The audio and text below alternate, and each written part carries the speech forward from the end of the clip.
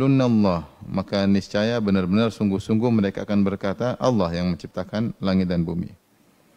Qul afara'aytum ma tad'una min dunillahi in aradani Allahu bidhurrin hal hunna kashifatu dhurrih. Maka terangkanlah kepadaku tentang apa yang kamu seru selain Allah, yang kalian seru selain Allah, yang kalian berdoa selain Allah. In aradani Allahu bidhurrin, jika Allah menghendaki kemudaratan menimpaku, hal hunna kashifatu dhurrih. Apakah sembahan-sembahan kalian itu bisa menghilangkan kemudaratan dariku? Au aradani birahmatin au aradani birahmatin hal hunna mumsikatu rahmatih, dan sebaliknya jika Allah menghendaki rahmat bagiku, apakah mereka bisa mencegah rahmat Allah untukku? Kul hasbiyallah, katakanlah cukuplah Allah bagiku. Alaihi yatawakkalul mutawakkilun, maka hendaknya hanya kepada Allah lah orang-orang yang bertawakal untuk melakukan tawakal. Taib ayat ini salah satu bentuk pendalilan tauhid rububiyah untuk memaksa mereka berkonsekuensi melakukan tauhid al-uluhiyah. Kita tahu bahwasanya para ulama bagi tauhid menjadi tiga untuk sekedar memudahkan, yang semuanya kembali kepada pengesaan. Adapun tauhid ar-rububiyah maksudnya adalah mengesahkan Allah, hanya Allah yang menciptakan alam semesta, hanya Allah yang menguasai alam semesta, dan hanya Allah yang mengatur alam semesta. Jadi tauhid rububiyah kembali kepada 3 poin. Allah, dia sendiri yang menciptakan. Kalau begitu, alam semesta ini dia sendiri yang punya karena dia yang menciptakan.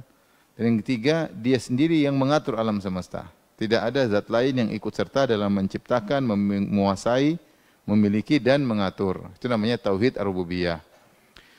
Yang kedua namanya tauhid as-sifat. Tauhid as-sifat maksudnya Allah Maha Esa dalam kesempurnaan sifat-sifatnya. Maka dialah Maha berilmu, tidak ada yang menyamai ilmunya.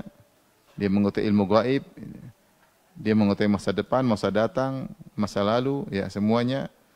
Dan dia juga misalnya Maha Kuasa, tidak ada yang menyamai kekuasaannya. Dia Maha Melihat, tidak ada yang menyamai penglihatan Allah. Manusia melihat tapi penglihatannya terbatas, ya. Ini namanya tauhid sifat, yaitu atau tauhid al-asma wa sifat, yaitu Allah memiliki nama-nama terindah dan sifat-sifat teragung, tidak ada yang menyamainya, dia Maha Esa.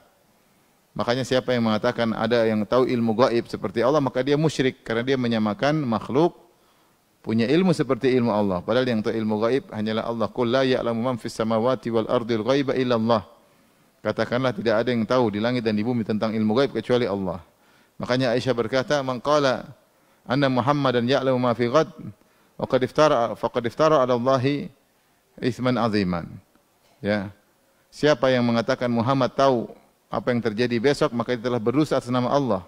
Sungguhnya Allah berfirman, katakanlah, "Qul la ya'lamu man fis samawati wal ardil ghaiba illa Allah." Tidak ada yang tahu tentang hal gaib di langit dan di bumi kecuali Allah. Makanya ketika ada seorang wanita memuji Nabi dengan berkata, "Wa fina nabiyyun ya'lamu ma fi ghadin," dan di tengah-tengah kami ada seorang nabi yang tahu tentang hari esok, maka Rasulullah marah, Rasulullah tegur karena Rasulullah tidak tahu ilmu gaib. Ini maksudnya tauhid sifat. Kalau ditanya apa itu tauhid asma sifat, maksudnya Allah punya sifat-sifat yang tidak ada yang menyamainya. Tidak ada yang menyamainya. Dia esa dalam sifat-sifat tersebut. Demikian juga Maha mendengar. Makanya kita terjemahkan dengan Maha. Kalau kita manusia cuma bilang melihat, mendengar. Tapi kalau Allah kita bilang Maha mendengar, Maha melihat, Maha berilmu, Maha kudrah. Semuanya pakai Maha. Kenapa? Agar Allah bersendirian dalam kesempurnaan tersebut. Tidak ada yang menyamainya. Nah, tauhid ar-rububiyah dan tauhid sifat, asma sifat, mengkonsekuensikan harusnya hanya Allah yang disembah. Tauhid rububiyah tadi, Allah esa sendirian, ya, dalam menciptakan, memiliki dan mengatur alam semesta.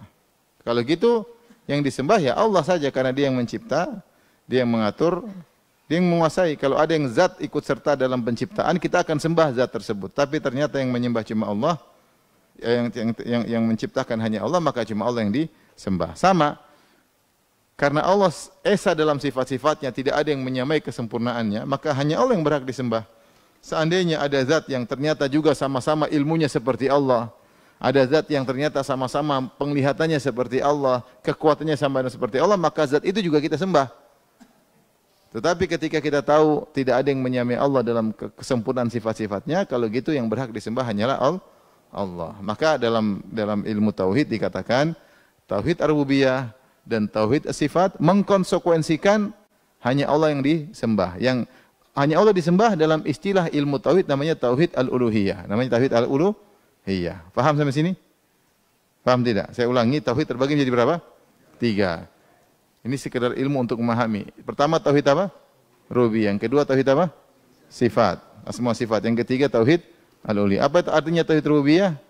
Allah semata, hanya Dia sendiri yang menciptakan, yang menguasai dan yang mengatur. Kalau tauhid sifat tadi apa? Allah bersendirian dalam kesempurnaan apa? Sifatnya. Tidak ada yang menyamainya. Kalau begitu yang berhak disembah ini, yaitu yang memiliki tauhid rububiyah dan memiliki tauhid asma wa sifat. Maka dia yang berhak disembah. Di sini dan dalam Al-Quran banyak sisi pendalilan. Allah berdalil dengan tauhid ar-rububiyah atau tauhid al-asma wa sifat untuk mengkonsekuensikan atau memojokkan kaum musyrikin untuk tidak menyembah kecuali hanya Allah, untuk agar mereka juga mengakui tauhid al-uluhiyah. Contohnya dalam ayat ini, Allah berfirman, wahai Muhammad, kalau kau bertanya kepada mereka, wala in sa'altahum, kau tanya kepada Abu Jahal CS ya, teman-temannya musyrikin Arab, man khalaqas samawati wal ard, siapa yang menciptakan langit dan bumi? Mereka akan jawab Allah. Ya sudah, kalau gitu kenapa menyembah selain Allah? Kemudian juga tanyakan kepada mereka, Qul afara'aitum ma tad'una min dunillah. Coba terangkan kepadaku yang kalian sembah selain Allah, berhala-berhala, orang-orang saleh ya, malaikat-malaikat, ruh-ruh, jin-jin. In aradani Allah bidhurrin haluna kashifatu dhurri. Kalau Allah ingin kasih saya mudarat, apakah mereka bisa menghilangkan kemudaratan dariku? Jawaban tidak bisa. Yang bisa menghilangkan cuma siapa? Allah. Au aradani bi rahmatin, atau sebaliknya Allah ingin berikan rahmat kepadaku. Hal hunna mumsikatu rahmati, apakah mereka bisa cegah rahmat Allah kepadaku? Jawabannya tidak bisa. Kalau gitu apa? Qul hasbiyallah. Cukuplah Allah bagiku. Cukuplah Allah bagiku ya. Alaihi yatawakkal mutawakkilun, maka hanya kepada Allah lah hendaknya orang bertawakal, untuk bertawakal kepada Allah. Timbul pertanyaan, Ustaz, jika memang orang musyrikin mereka mengakui tauhid rububiyah, hanya Allah yang mencipta, mengatur alam semesta, hanya Allah yang bisa memberi manfaat mudarat, kenapa mereka masih menyembah selain Allah? Maka ini disebut dalam pembahasan namanya bawa'itsus syirk. Apa sih sebab-sebab, faktor-faktor yang buat mereka menyembah selain Allah Subhanahu wa taala? Banyak faktor, di antara faktor tersebut adalah yang disebutkan dalam kisah Nabi Nuh alaihissalam. Ternyata kaum Nabi Nuh mereka menyembah orang-orang saleh, itu Wat, Suwa, Yaguth, Ya'uq, Nasr. Kata Allah, wa qalu la tadharunna alihatakum wa la tadharunna waddan wa la suwa'an wa la yaghutha wa ya'uqa wa nasra. Pembesar-pembesar kaum Nabi Nuh berkata, jangan kalian tinggalkan sembahan-sembahan kalian gara-gara dakwah Nuh. Jangan tinggalkan sembahan. Terus sabar dalam menyembah sembahan-sembahan kalian. Jangan kalian tinggalkan Wat, Suwa, Waddan, wala Suwa'an, wa Yaghutha, wa Ya'uq, wa Nasra. 5. Wat, Suwa, Yaghutha, Ya'uq, Nasr. 5 orang ini yang mereka sembah. Siapa mereka ini? Kata Ibnu Abbas, haula'i asma'u rijalin salihin min qaumi Nuh. Mereka adalah nama-nama orang saleh di zaman Nabi Nuh. Orang saleh rajin ibadah. Falamma matu, tatkala mereka meninggal dunia, auha syaitanu ila qaumim aninsibu ya fi makanihim allati yajlisuna fiha asnaman wa sammuha bi asma'ihim. Maka syaitan datang suruh bikin patung-patung sebagai kenangan, sebagai penghormatan kepada orang-orang saleh tersebut. Ketika mereka mati, bikin patung-patung dinamakan dengan nama-nama orang saleh tersebut. Tujuannya apa? Untuk kenangan, untuk memotivasi, untuk mengingat. Falamma mata ulaik, tatkala yang bikin patung-patung tadi, pertamanya belum disembah, falam tu'bad, belum disembah. Karena tujuan untuk bangun patung-patung tadi adalah untuk mengingat dan kenang-kenangan. Tatkala yang membangun patung-patung tersebut mati, wa nusyal ilmu, ternyata ilmu telah dilupakan, tidak ada lagi ngajar tauhid, ubidat, akhirnya disembah. Jadi ternyata yang disembah itu adalah patung-patung sebagai simbol orang-orang soleh, ya, sebagai simbol orang-orang soleh. Seperti Lata salah satu berhala yang disembah oleh penduduk Taif, ya. Lata disebutkan kana yalitu sawiq lil hujjaj, kata Ibnu Abbas, Lata itu orang baik, dulu suka bagi-bagi makanan gratisan kepada jemaah haji, ya. Suka bagi, ini orang zaman jahiliyah, bagi-bagi makanan untuk kepada siapa? Jemaah haji, bukan nipu jemaah haji ya. Bukan nipu jemaah haji, bukan enggak ngembaliin duit jemaah haji ya, enggak. Ini malah bagi-bagi gratis ya. Kita malu sama orang musyrikin ya. Orang-orang dahulu jahiliyah mereka berbangga-banggaan untuk membantu jemaah haji dan itu dilakukan oleh tokoh-tokoh mereka. Di antaranya Amr bin Al-Khuzai yang kata Nabi masuk neraka, ternyata dia waktu masih hidup suka bagi-bagi makanan buat jemaah haji ya. Bani Hashim ya. Demikian juga banyak mereka ya. Demikian juga berlomba-lomba bersaing dengan Bani Makhzum untuk berkhidmat kepada jemaah haji ya. Taib jadi karena dia meninggal maka dibuatlah patung di atas kuburannya, lama-lama disembah. Ini sebabnya ya. Dan itu disyaratkan oleh Nabi SAW ya, tentang jangan sampai ya mengkultuskan orang-orang saleh, nanti lama-lama bisa disembah. Dan sudah terjadi, Nabi Isa alaihissalam dikultuskan akhirnya disembah. Uzair dikultuskan akhirnya disembah. Malaikat dikultuskan akhirnya disembah. Jadi orang-orang saleh kalau dikultuskan akhirnya disembah. Sampai sekarang orang datang ke kuburan-kuburan minta-minta kepada orang saleh. Jadi mereka kenapa beribadah kepada patung-patung? Karena patung-patung tersebut diantaranya simbol orang-orang saleh, simbol orang saleh. Dan mereka menganggap bahwasanya orang saleh tersebut punya kedudukan di sisi Allah. Maka kalau kita tunduk kepada orang-orang saleh tersebut, maka kita akan dekat di sisi Allah Subhanahu wa taala. Dalam Al-Qur'an mereka berkata, "Ma na'buduhum illa liyuqarribuna ila Allahi zulfa." Kami tidak menyembah orang-orang saleh ini kecuali untuk mendekatkan kami kepada Allah Subhanahu wa taala. Dalam ayat yang lain, "Haula'i syufa'auna indallah." Mereka adalah pemberi-pemberi syafaat bagi kami di sisi Allah. Ini disebutkan ya, sebab mereka menyembah berhala-berhala sebagai simbol orang saleh. Demikian juga oleh Syekh Ristani. Syekh Ristani menyebutkan bahwasanya sembahan-sembahan secara umum, baik kaum musyrikin Arab ataupun bangsa-bangsa lainnya ketika mereka menyembah berhala, karena ada keyakinan hanyalah simbol. Seperti dahulu ada yang menyembah misalnya bintang-bintang atau planet-planet, mereka proyeksikan bentuk itu dalam bentuk yang mereka bisa hadapi. Itu mereka buatlah di hadapan mereka patung yang merupakan simbol dari arwah-arwah yang mereka yakini berada di planet-planet atau di bintang-bintang yang mereka sembah ya. Jadi patung tersebut hanyalah simbol kepada orang saleh. Itulah akhirnya mereka menyembah selain Allah Subhanahu wa taala, di antaranya agar orang saleh tadi bisa memberi syafaat bagi mereka. Oleh karenanya Ar-Razi, salah seorang tokoh Asy'ariyah ketika menafsirkan salah satu ayat dalam surat Yunus, dia menyebutkan bahwasanya orang-orang yang datang ke kuburan-kuburan kemudian mengagungkan penghuni-penghuni kubur itu sama seperti orang musyrikin di zaman dahulu. Seperti orang musyrikin zaman dahulu, yaitu yang menyembah orang-orang saleh agar dimudahkan urusannya di sisi Allah Subhanahu wa taala. Yang benar yang berhak disembah hanyalah Allah Subhanahu wa taala. Adapun orang saleh, mereka kalau kita ke kuburan kita doain mereka, bukan malah minta-minta kepada mereka. Maka di sini Nabi disuruh oleh Allah untuk berdalil kepada mereka. Kalau kalian mengaku yang menciptakan alam semesta hanya Allah, kenapa kalian menyembah kepada selain Allah? Kemudian kata Allah, "Qul hasbiyallah." Berkatalah wahai Muhammad, katakanlah hasbiyallah, cukuplah Allah bagiku. Cukuplah Allah penolongku. Cukuplah Allah yang mengatur segala urusanku. Dan aku hanya bertawakal kepada Allah. Alaihi yatawakkalul mutawakkilun. Hendaknya orang yang bertawakal berserah diri kepadanya. Ini dalil tidak boleh kita bertawakal kepada selain Allah. Tidak boleh bertawakal kepada selain Allah. Dalam segala urusan kita bertawakal kepada Allah. Adapun melakukan sebab ikhtiar, maka kita lakukan, tapi hati harus bersandar kepada siapa? Allah. Makanya minimal dalam segala urusan kita bilang bismillah.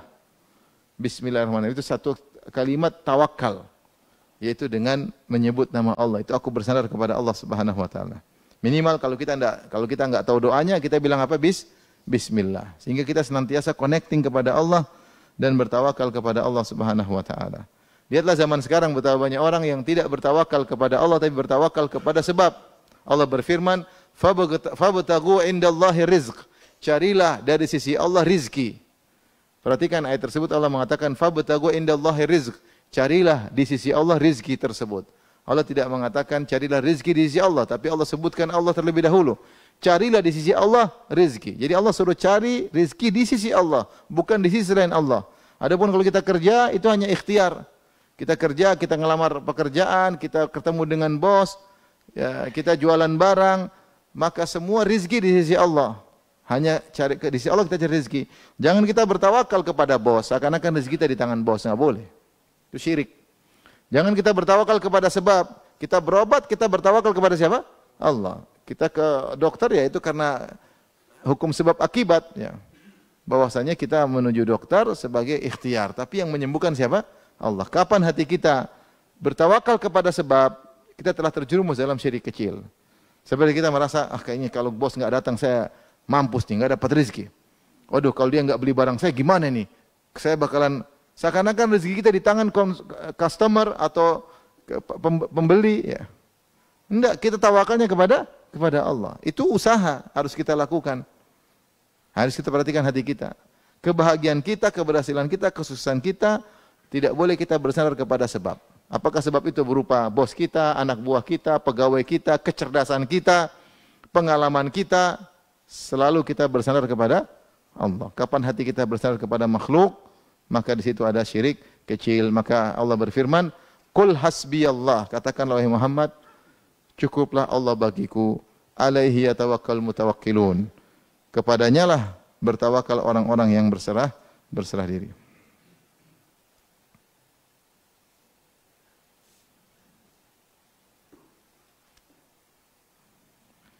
Oleh karenanya ketika Nabi ditakut-takutin oleh orang musyrikin, maka Nabi berkata, hasbunallah wa ni'mal wakil.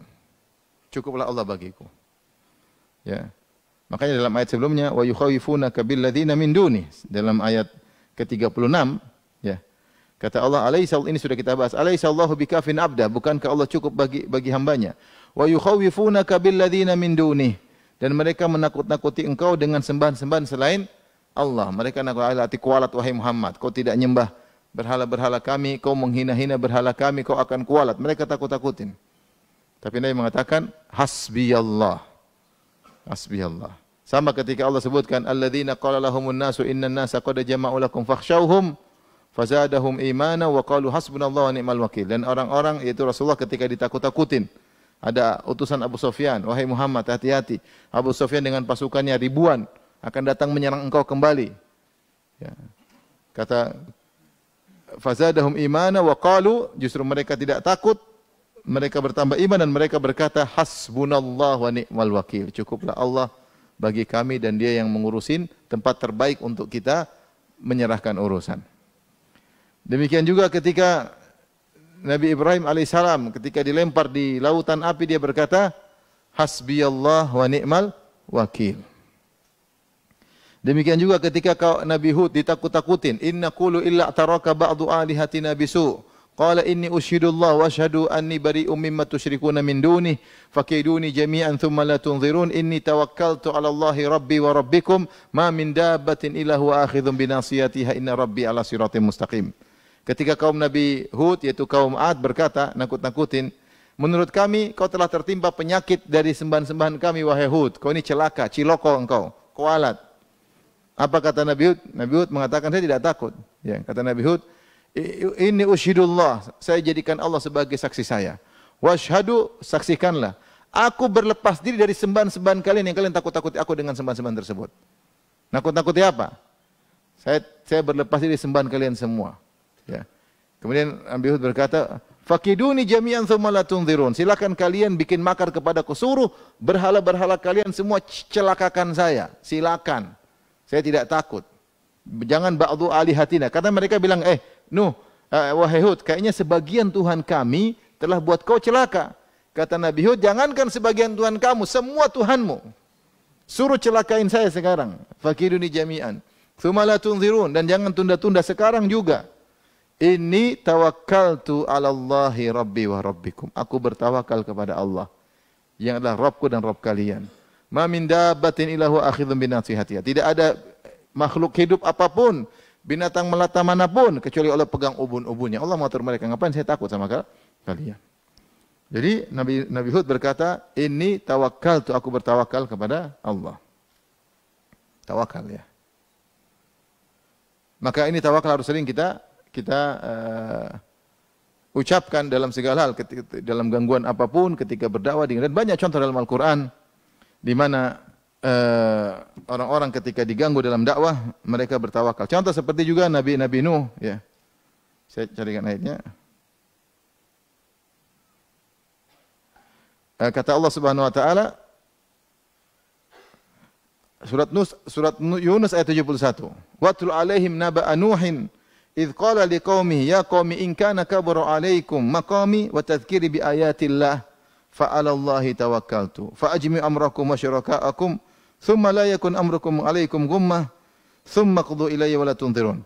Dan bacakanlah kepada mereka tentang berita penting tentang kisah Nabi Nuh ketika dia berkata kepada kaumnya, wahai kaumku, jika kalian merasa berat aku tinggal bersama kalian, kalian bosan merasa berat aku peringatkan kalian terhadap ayat-ayat Allah, maka aku bertawakal kepada Allah Subhanahu wa taala. Jadi mereka ngusir Nuh, mereka ngancam Nuh, mereka mau bunuh Nuh, mereka mau rajam Nuh alaihissalam.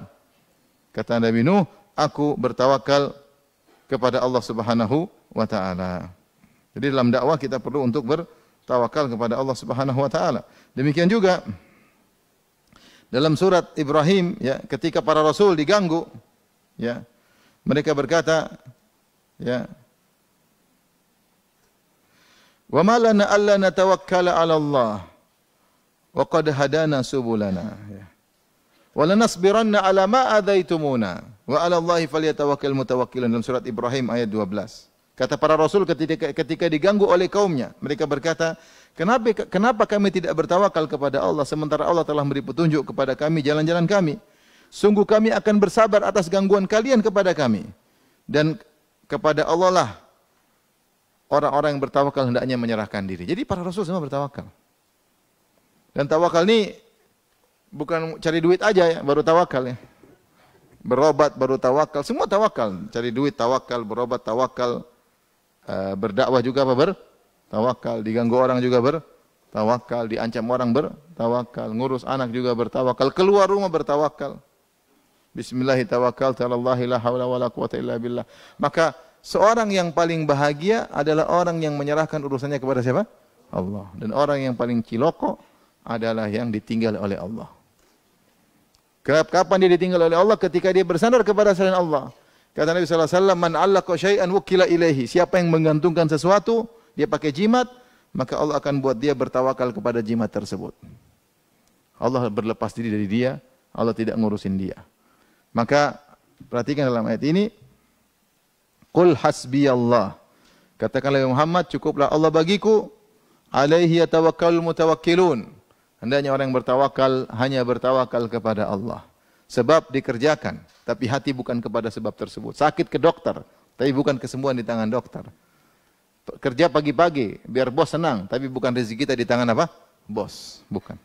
Kapan kita meyakini rezeki di tangan bos, disitulah syirik. Itulah syirik. Baik. Setelah itu Allah berfirman, surat ayat 39, "Qul ya qaumi i'malu ala makanatikum inni 'amilun fasawfa ta'lamun." Katakanlah wahai kaumku, beramalah sesuai dengan kondisimu. Fasawfa ta'lamun, kalian akan mengetahui. Ayat berikutnya, "Man ya'ti adzabu yukhzihi wa yahilu 'alaihi adzabun muqim." Siapa yang akan mendapatkan siksa yang menghinakan dan akan ditimpa dengan azab yang pedih. Ini adalah tahdid wa wa'id ya, ancaman dan peringatan. Seakan-akan, dan ini seperti firman Allah Subhanahu wa taala ya, silakan i'malu ma syi'tum. Mau lakukan wahai orang musyrikin, mau syirik, tafaddalu, silakan. Monggo syirik. Silakan syirik. Monggo syirik, tapi ingat ada azab gitu. Seperti Allah Subhanahu wa taala, faman syaa'a falyu'min wa man syaa'a falyakfur. Ya. Wa qulil haqqu min rabbikum. Katakanlah kebenaran dari Allah Subhanahu wa taala. Faman syaa'a falyu'min, siapa yang pingin beriman silakan beriman, monggo. Wa man syaa'a falyakfur. Siapa yang ingin kufur, kafir, monggo. Apa kita bebas? Silakan bebas, enggak dilarang. Tapi ingat, inna a'tadna lidz-dhalimina naran ahata bihim suradiquha. Kami siapkan bagi yang kafir neraka jahanam. Mau kafir monggo, tapi ada neraka. Seperti itu. I'malu ma syi'tum. Kamu kerjain silakan, monggo. Mau musyrik, mau tidak beriman kepada Allah, monggo, tapi ada neraka. Sama seperti ini.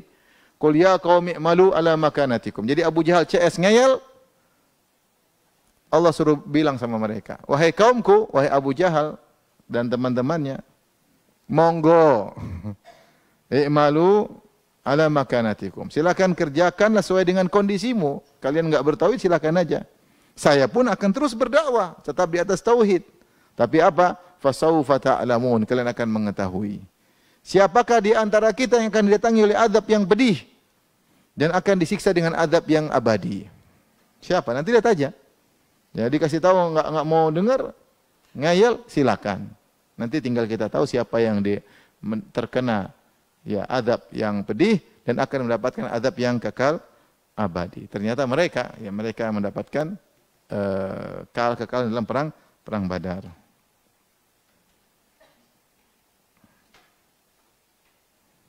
Taib. Selanjutnya Allah berfirman, "Inna anzalna 'alaikal kitaba lin-nasi bil haqq, faman ihtada falinafsihi wa man dhalla fa innama yadhillu 'alaiha, wa ma anta 'alaihim biwakil." Kata Allah Subhanahu wa taala, sungguhnya kami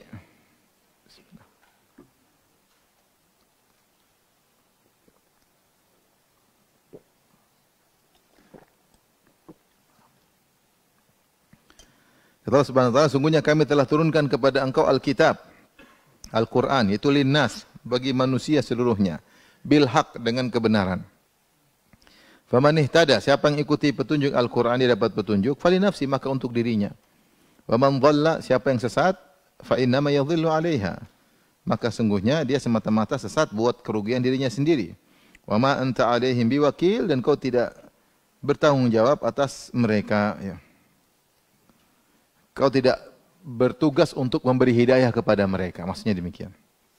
Tapi di sini Allah ingatkan, ya Rasulullah, tugasmu hanya nyampein. Abu Jahal mau ngayal, silakan, monggo. Mau dapat petunjuk, monggo, silakan. Engkau tidak bisa menguasai hati mereka. Yang tugasmu hanyalah menyampaikan. Innama anta munzir. Kau hanya tugasnya untuk memberi peringatan. Tapi di sini perhatikan Allah berfirman, "Inna anzalna 'alaikal kitab." Sungguhnya kami turunkan kepada engkau Al-Qur'an. Jadi Al-Qur'an Allah turunkan kepada Nabi. Linnas, yaitu kepada seluruh manusia. Termasuk di dalamnya adalah jin. Wa uhiya ilaihi hadzal Qur'an liunzira bihi wa man balagh. Ya, aku diturunkan Al-Quran agar aku beri peringatan dan siapa yang sampai kepadanya Al-Quran. Jadi Al-Quran sampai kepada siapapun dan kalangan jin maupun manusia. Makanya Allah berfirman dalam ayat yang lain, Tabarakalladzi nazzalal furqana ala abdihi liyakuna lil alamina nadhira. Maha suci Allah yang telah menurunkan Al-Quran kepada hambanya itu Muhammad sallallahu alaihi wasallam, ya, liyakuna lil alamina nadhira, agar dia menjadi pemberi peringatan bagi seluruh alam semesta. Sini Allah mengatakan linnas. Sungguhnya kami turunkan kepada engkau Alkitab, Al-Quran, untuk seluruh manusia. Tanpa terkecuali. Bahkan bukan cuma manusia, bahkan termasuk jin. Kemudian kata Allah, linnas, untuk manusia. Berarti Al-Quran itu untuk kemaslahatan manusia, bukan kemaslahatan Allah. Tapi untuk kemaslahatan manusia itu sendiri. Tidak ada ayat yang kita kerjakan dalam Al-Quran kecuali untuk kemaslahatan kita. Tidak ada larangan yang Allah larang kecuali untuk kemaslahatan kita. Untuk kita sendiri. Siapa yang semakin menjalankan ayat Allah, dia semakin bahagia. Siapa yang semakin meninggalkan larangan-larangan Allah, dia semakin bahagia. Jadi untuk kemaslahatan kita, yang tahu kemaslahatan kita adalah pencipta kita. Allah lebih tahu kemaslahatan kita daripada kita sendiri. Allah turunkan hukum-hukum dalam Al-Quran itu untuk yang terbaik bagi kita. Makanya Allah mengatakan linnas. Ini adalah untuk manusia. Bil haq, dengan kebenaran. Makanya setelah itu Allah berfirman, faman ihtada falinafsi. Siapa yang dapat petunjuk, ya buat dia, bukan untuk Allah. Sudah sering kita sampaikan, Allah berfirman, ya, wa may yashkur fa innama yashkuru nafsi. Siapa yang bersyukur ya untuk dirinya. In ahsantum li anfusikum. Kalau kalian berbuat baik ya untuk diri kalian, bukan untuk Allah. Allah berfirman dalam hadis qudsi, Ya ibadi law anna awwalakum wa akhirakum wa insakum wa jinnakum kanu ala atqa qalbi rajul wahidin minkum ma zada fi mulki syai'a. Wahai hamba-hambaku, kalau kalian dari awal sampai akhir, jin dan manusia, dari zaman Nabi Adam sampai manusia terakhir sebelum hari kiamat, dari jin, iblis dan jin-jin yang masih hidup sampai sekarang sampai hari kiamat kelak, semuanya hatinya seperti orang yang terbaik, seperti Nabi Muhammad, seperti Jibril, tidak menambah kekuasaanku sama sekali. Walau anna awwalakum wa akhirakum wa insakum wa jinnakum kanu ala afjari qalbi rajulin wahidin minkum ma naqasa min mulki syai'a. Seandainya kalian seluruhnya hatinya seperti iblis, hatinya seperti Firaun, ya, maka tidak akan mengurangi kekuasaanku sama sekali. Semuanya itu kembali kepada kalian sendiri. Makanya Allah mengatakan kami turunkan Al-Quran untuk manusia, bukan untuk kami. Yang mendapat kebahagiaan silakan. Al-Quran adalah kitab kebahagiaan. Inna hadzal Qur'ana yahdi lillati hiya aqwam. Al-Quran menunjukkan kepada jalan yang terbaik. Kita mungkin punya bisa mengira-ngira kayaknya bagus, kayaknya bagus, kayaknya bagus. Allah bilang Al-Quran menunjukkan jalan yang terbaik. Faman ihtada fali nafsi. Siapa yang dapat petunjuk untuk dirinya. Wa man dhalla, siapa yang sesat ya kembali kepada dirinya. Fa inna ma yadhillu 'alaiha. Kembali kepada dirinya. Wa ma anta 'alaihim biwakil. Kau tidak bertanggung jawab untuk membuat mereka dapat hidayah wahai Rasulullah. Kau tidak bertanggung jawab. Tugasmu hanyalah untuk menyampaikan. Wa ma 'ala rasuli illa al-balagh al-mubin. Yang wajib bagi Rasulullah hanyalah penyampaian yang jelas. Adapun hidayah di tangan Allah Subhanahu wa taala. Jadi ya bilang sama Abu Jahal, wahai Rasulullah, mau kafir ya monggo. Ya, tafadhal. Tapi ada neraka jahanam. Setelah itu Allah berfirman dalam ayat ke-42, Allahu yatawaffal anfusa hina mautiha. Allah memegang nyawa seorang ketika matinya. Wallati lam tamut fi manamiha. Dan yang belum mati Allah pegang nyawanya ketika sedang tidur. Jadi kematian ada dua. Yang disebut dengan al-mautah al-kubra dan ada yang disebut al-mautah as-sugra.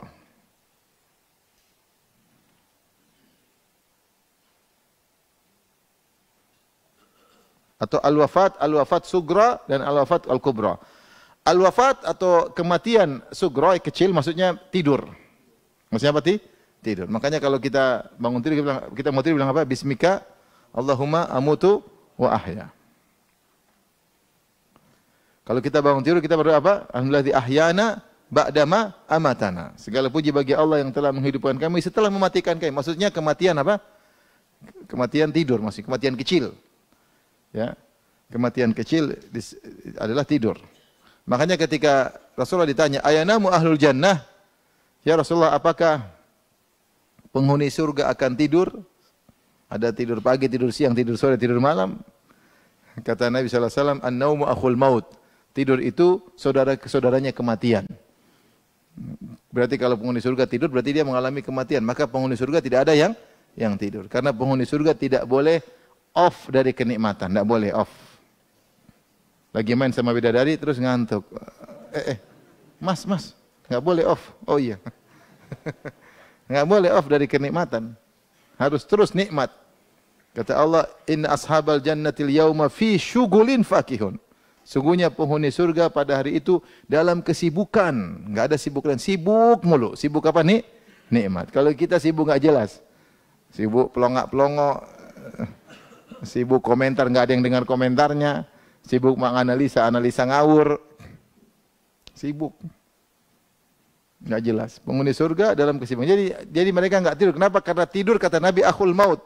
Tidur itu saudaranya apa? Kematian. Di sini Allah menyebutkan dua wafat. Wafat sugra yaitu tidur. Wafat kubra itu mati. Kematian. Kata Allah, Allahu yatawaffal anfusa hina mautiha. Allah mewafatkan manusia jiwa ketika mati, itu wafat kubra. Wallati lam tamut fi manamiha, dan Allah juga mewafatkan manusia yang tidak mati, yaitu wafat sugra ketika sedang tidur. Fa yumsikul lati qada 'alaihal maut, maka jadi ketika orang tidur nyawa dipegang oleh Allah Subhanahu wa taala. Kalau ternyata nyawa orang ini tidak bangun lagi alias mati, maka Allah tahan nyawanya. Sudah dicabut oleh malaikat maut, masuk ke alam yang lain. Wa yursilul ukhra ila ajalin musamma. Kalau ternyata dia masih hidup, Allah kembalikan nyawanya. Kembalikan nyawanya ke tubuhnya sehingga dia hidup lagi. Ila ajalin musamma, sampai waktunya, sampai ajalnya selesai, sampai rezekinya sempurna. Ya, baru kemudian dicabut nyawanya.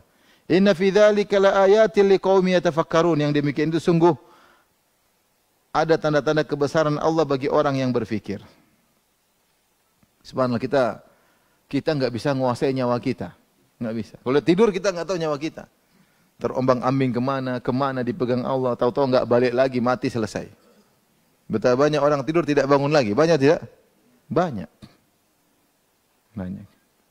Suatu hari saya pernah naik bis ke arah daerah tertentu, terus ada pengamen, dia ngamen, jeng, minta duit. Terus saya ngantuk sekali. Saya tidur. Terus dia bilang, semoga yang kasih duit, yang kasih kami, semoga perjalanannya lancar. Semoga yang pura-pura tidur tidak bangun-bangun lagi katanya. Masya Allah. Itu sekitar tahun berapa? Mungkin tahun 99 itu. Entah dia masih hidup atau tidak, itu pengamen.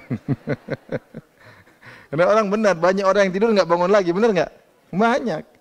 Kita nggak menguasai tentang ruh kita nggak menguasai. Ya. Dan ini sama seperti dalam surat Al-An'am ayat 60 sampai 61. Ayat ini sama dengan surat Al-An'am 60 61. Kata Allah, "Huwa huwallazi yatawaffakum bil-lail." Dialah yang mewafatkan kalian ketika malam. Maksudnya wafat kecil atau besar? Kecil, menidurkan kalian. Wa ya'lamu ma jarahtum bin-nahar, dan Allah mengetahui apa yang kalian lakukan di siang hari. Tsumma yab'atsukum fihi liyuqda ajalun musamma. Kemudian Allah bangkitkan kalian, maksudnya bangkitkan dari tidur. Dari kematian kecil Allah bangkitkan. Liyuqda ajalun musamma, agar selesai ajalnya, itu rezekinya sampai selesai, ajal selesai.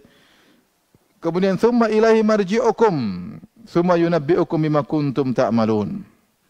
Kemudian kepada Allah tempat kalian kembali. Kemudian Allah akan kabarkan kepada kalian pada hari kiamat tentang apa yang pernah kalian lakukan selama di dunia. Wa huwal qahiru fawqa ibadihi, dan dialah Allah yang berkuasa di atas hamba-hambanya. Kemudian Allah sebutkan wafat kubra. Wa yursilu alaikum hafazah. Allah kirimkan kepada kalian malaikat-malaikat yang menjaga, yang mencatat amal kalian. Hatta idza jaa ahadakumul maut, jika datang kematian, ini mati kecil atau mati besar? Mati besar. Tawaffathu rusuluna, maka para rasul-rasul kami mewafatkannya. Wa hum la yufarritun, dan mereka tidak kurang dalam menjalankan tugasnya. Itu mereka bagus dalam menjalankan tugas. Jadi Allah mengatakan Allah yatawaffal anfus, Allah yang mewafatkan jiwa, baik wafat kecil maupun wafat besar.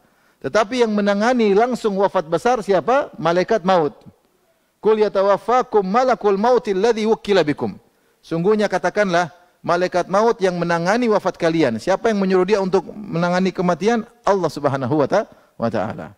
Dalam ayat yang lain Allah mengatakan tawaffathu rusuluna, para rasul-rasul kami, para malaikat-malaikat kami mewafatkannya. Jadi dalam satu ayat Allah menyebutkan cuma satu person. Kata Allah, "Qul yatawaffakum malakul maut." Bahwasanya malaikat maut yang mewafatkan kalian. Dalam ayat yang lain Allah mengatakan para malaikat. Tawaffathu rusuluna, para malaikat mewafatkan dia. Apa kesimpulannya? Kesimpulannya, yang menentukan mati dan hidup siapa? Allah. Yang diperintahkan adalah malaikat maut. Ternyata malaikat maut punya rombongan yang siap menyambut ruh tersebut. Jika ternyata ruh tersebut orang baik, maka malaikat rahmat langsung, begitu malaikat maut cabut nyawa tersebut, langsung diserahkan kepada malaikat rahmat untuk dibawa ke langit. Kalau ternyata ini adalah orang tukang maksiat, orang kafir, maka langsung disambut oleh malaikat apa? Malaikat azab. Malaikat azab, ya.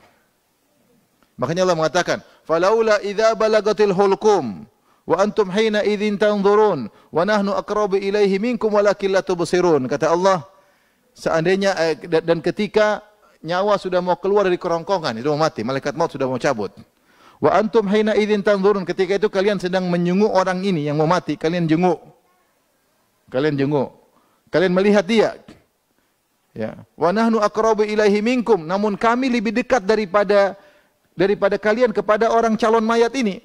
Walakin la tubsirun, tapi kalian tidak melihat kami, maksudnya para malaikat. Jadi malaikat sudah nunggu, tunggu malaikat datang. Jadi malaikat pembuka sudah nunggu. Malaikat datang cabut langsung diambil oleh malaikat pembantu-pembantu malaikat maut. Jadi demikian proses kematian.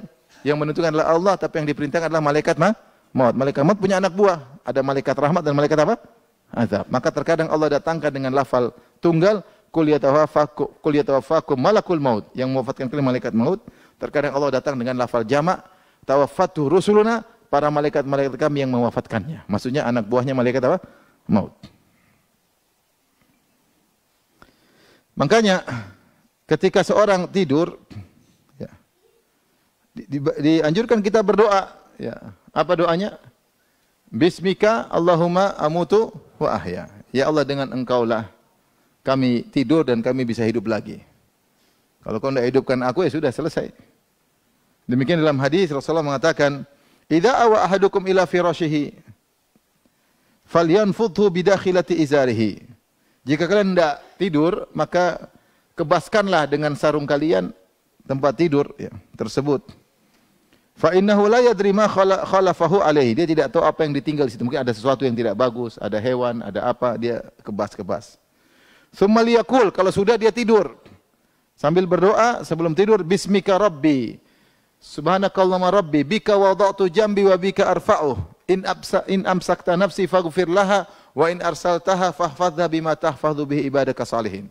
Ini salah satu doa tidur. Doa tidur banyak ya.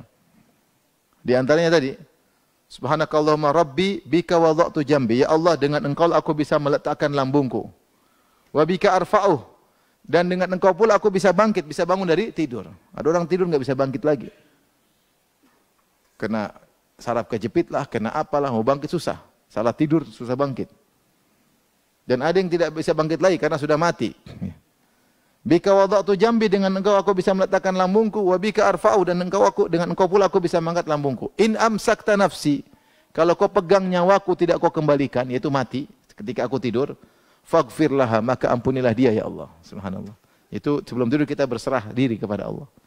Wa in arsaltaha, tapi kalau kau kembalikan lagi ruhku kepada jasadku, kau bangkitkan aku lagi, fahfadha bima tahfadhu bi ibadaka salihin, maka jagalah ruhku tersebut sebagaimana penjagaanmu terhadap orang-orang saleh. Ini doa yang indah. Ya. Jadi kita berusaha ketika mau tidur berdoa dengan banyak doa. Ya. Allahumma qini adzabak yauma tab'atsu ibadak, di antara doa tidur. Ya Allah, lindungilah aku dari azabmu di hari di mana kau bangkitkan hamba-hambamu. Karena kita tidur bisa jadi enggak bangun lagi. Kemudian juga dalam doa yang lain, alja'tu ilaika dhahri wa wajjahtu ilaika wajhi wa fawwadtu ilaika amri raghbatan rahbatan, ya. Ya, kemudian kata dalam doa tersebut, ya Allah, aku sandarkan punggungku kepadamu, aku arahkan wajahku kepadamu, aku serahkan segala urusanku kepadamu. Kita mati ini enggak tahu yang siapa lagi mengurus anak-anak, mengurus istri-istri, mengurus usaha-usaha, ngurus keluarga, serahin sama Allah. Sebelum tidur, kita serahkan urusan kepada siapa? Allah. Karena belum tentu kita bangun. Belum tentu kita bangun. Banyak orang tidur enggak bangun-bangun lagi. Ya. Oleh karenanya, wafat ada dua, ada wafat kubra, ada wafat sughra. Ya. Inna fi dzalika la ayatin liqaumin yatafakkarun. Demikian itu ada tanda-tanda kebesaran Allah bagi orang yang berfikir. Subhanallah, ketika kita tidur, ruh kita di luar kekuasaan kita. Berarti ada Tuhan dong. Ada Tuhan yang ngatur kita. Kita enggak bisa semerta-merta mengembalikan ruh kita. Terkadang kita enggak, sudah mimpi ngeri-ngeri enggak bangun-bangun. Enggak bangun-bangun, bangun udah ketakutan ngeri ya. Kadang dibangun orang enggak bangun-bangun. Kalau Allah tidak niatkan dia bangun, dia tidak bakalan bisa. Kalau tidak kehendaki dia bangun, tidak bisa bakalan bangun. Ini semua tanda bahwasanya ada kekuasaan, ada alam tidur, ada namanya ruh kita di luar hakikat kita. Dan berarti ini juga dalil bahwasanya ruh itu berjauhar, itu memiliki zat. Ruh itu zatnya beda dengan badan. Tapi dari apa kita enggak tahu. Wa yas'alunaka 'anir ruh, qul ruhu min amri rabbi. Mereka bertanya kepada engkau tentang ruh, katakanlah ruh urusan Rabbku. Buktinya apa? Ruh bisa ditahan oleh Allah. Berarti dia beda dengan unsur ruh, beda dengan unsur apa? Unsur jasad. Kita enggak tahu. Dan ruh tersebut bisa ditahan oleh Allah ketika seorang sedang tidur. Dan bisa dikembalikan, bisa tidak dikembalikan. Oleh karenanya alam ruh itu alam tersendiri. Yang tahu hanya Allah Subhanahu wa taala. Dan banyak hal gaib kita enggak tahu. Seperti alam jin kita enggak tahu, alam malaikat kita enggak tahu. Alam kubur kita tidak tahu, alam tersendiri. Inna fi dzalika la ayatin liqaumin yatafakkarun. Yang demikian itu ada tanda-tanda kebesaran Allah bagi orang yang mau berfikir. Subhanallah. Kita sendiri tidak bisa mengatur diri kita. Kita sendiri tidak bisa mengatur ruh dan jiwa kita. Setelah Allah berfirman, amittakhadhu min dunillahi syufa'a. Apakah mereka mengambil pemberi syafaat selain Allah? Mereka ibadahi, kemudian mereka berharap syafaat bagi mereka di sisi Allah. Qul awalau kanu la yamlikuna syai'a wa la yaqilun. Katakanlah, dan apa kalian tetap menjadikan mereka memberi syafaat meskipun mereka tidak memiliki sesuatu pun dan tidak berakal? Berhala-berhala mau dijadikan beri syafaat, jadikan simbol-simbol orang soleh. Orang sekarang datang ke pohon kasih sajen. Emang pohon bisa apa? Sajen. Ada batu gede kasih sajen. Pohon yang gede-gede kasih sajen. Ya, enggak logis tapi ya begitu. Ya.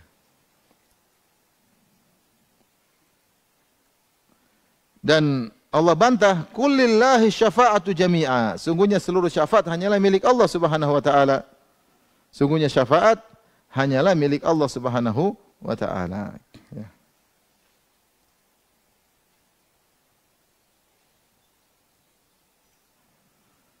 Karena yang menentukan kalaupun ada mekanisme syafaat, maka yang bisa memberi syafaat hanyalah orang-orang yang diizinkan oleh Allah Subhanahu wa taala. Man dzal ladzi yashfa'u 'indahu illa biiznin. Tidak ada yang bisa beri syafaat kecuali dengan izin Allah Subhanahu wa taala. Kata Allah, wa kam min malakin fis samawati la tughni syafa'atum syai'a illa min ba'di ayyadhana Allah liman yasha'u wa yarda. Betapa banyak malaikat di langit tidak bermanfaat syafaat mereka kecuali setelah Allah izinkan kepada siapa Allah kehendaki. Nabi saja ketika memberi syafaat pada hari kiamat, Nabi sujud di bawah arsy lama sampai Allah izinkan. Kata Allah, ya Muhammad, irfa' ra'sak, angkat kepalamu dari sujudmu, bangkit dari sujudmu. Wasfa'tu syafa', beri syafaat, kau akan diizinkan beri syafaat. Nabi sebutkan ketika orang-orang beriman sudah lolos dari sirat, mereka mau surga, maka mereka bilang, ya Allah, ya Rabb kami, izinkan kami beri syafaat, teman-teman kami masih banyak di neraka. Izinkan kami untuk beri apa? Syafaat. Jadi tidak ada yang serta-merta kasih syafaat, enggak ada. Harus minta izin dulu. Kalau Allah izinkan, syarat kedua, yang mau kau kasih syafaat pun harus Allah ridhoi. Jadi yang memberi syafaat itu banyak kan fungsinya. Bisa untuk menaikkan derajat di surga, bisa. Bisa untuk mengeluarkan orang dari neraka jahanam. Bisa juga untuk mencegah orang harusnya masuk neraka enggak jadi apa? Masuk neraka, ya. Apalagi syafaat Nabi banyak. Taib. Tetapi ini syafaat tidak bisa serta-merta siapapun melakukannya. Harus dengan izin siapa? Allah. Terus tidak bisa boleh kasih siapapun. Karena harus yang mau dikasih juga harus diridhoi oleh siapa? Allah. Dari sini kita tahu mekanisme syafaat itu semurni hanya milik Allah.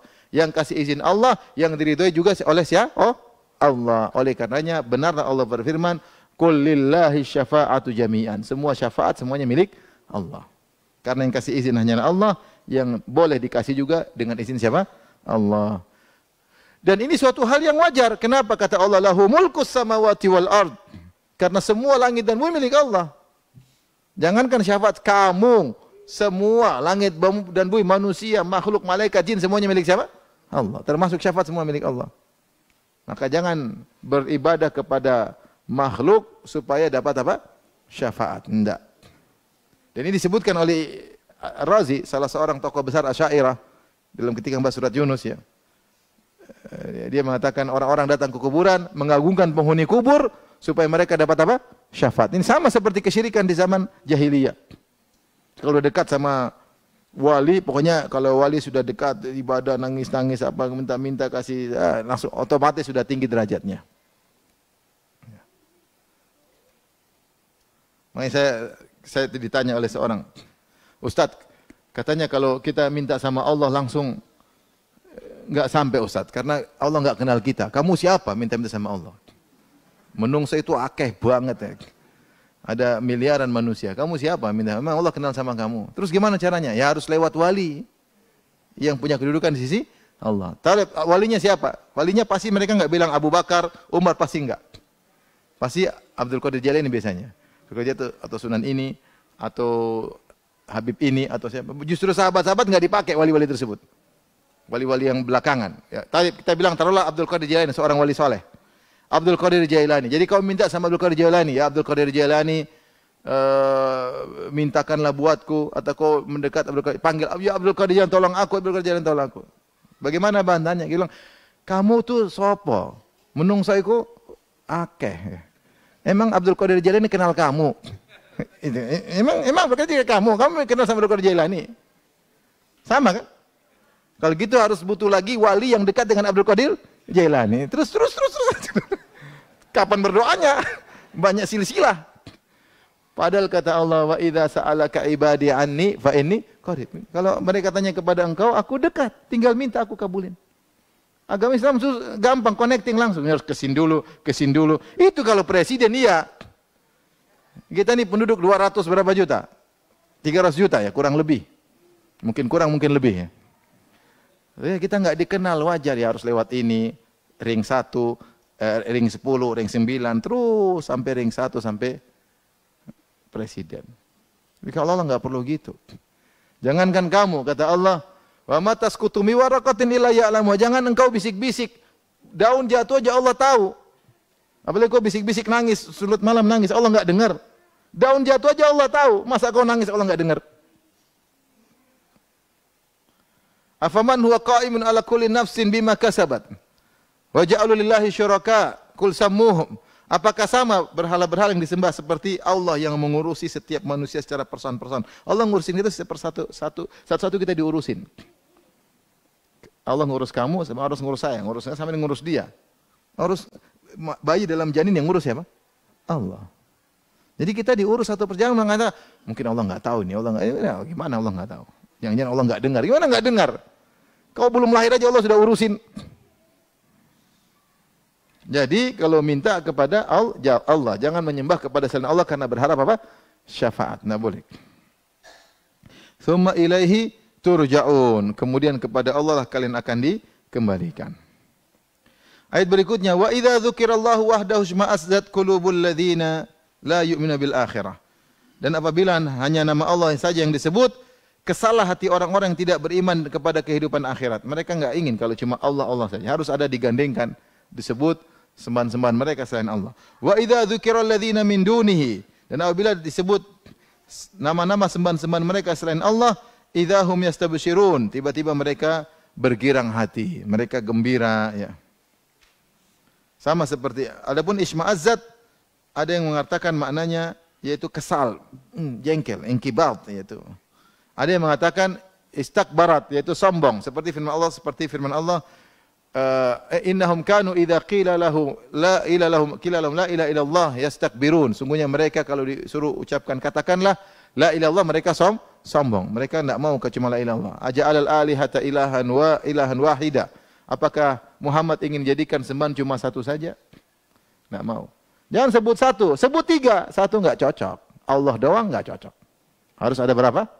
3, baru senang. Kalau satu aja tidak pas. Kalau minta langsung sama Allah, lewat wali. Dalam kondisi sulit, ya Abdul Qadir Jailani aghithni, wahai Abdul Qadir Jailani tolonglah aku. Subhanallah. Gimana tolong? Ya. Sampai ada dai dia pakai bahasa Jawa, saya dengar dia bantah, dia bilang, ini ada orang susah. Ya Abdul Qadir Jailani, aghithni. Ya Abdul Qadir sudah mati. Itu yang bilang, tangio. Dia udah meninggal. Ente di mana, dia di mana? Dia meninggal entah di mana, mungkin di Jazirah Arab. Kamu di Indonesia panggil, ya Abdul Qadir Jailani, dia mana dia? Berarti dia maha mendengar dong. Dia dengar suaramu enggak? Oh dengar, berarti dia maha mendengar. Dimanapun kau seru nama dia, berarti dia maha mendengar. Kalau kita meyakini ada maha mendengar selain Allah, musyrik atau tidak? Musyrik. Ada orang di lautan, ombak kapalnya mau tenggelam, ya Abdul Qadir Jailani, tolong aku. Ya, subhanallah. Berarti Abdul Qadir Jailani maha mendengar, maha melihat kamu, maha mengatur lautan. Gimana sebenarnya? Apa enggak syirik seperti ini? Harusnya ya Allah, ya Rabbi, harusnya demikian. Ya Rabb, ya Rabb. Harusnya demikian. Makanya sebagian orang musyrikin kalau disebut cuma Allah saja mereka enggak suka. Kurang mantap, harus disebut yang lain selain Allah Subhanahu wa taala.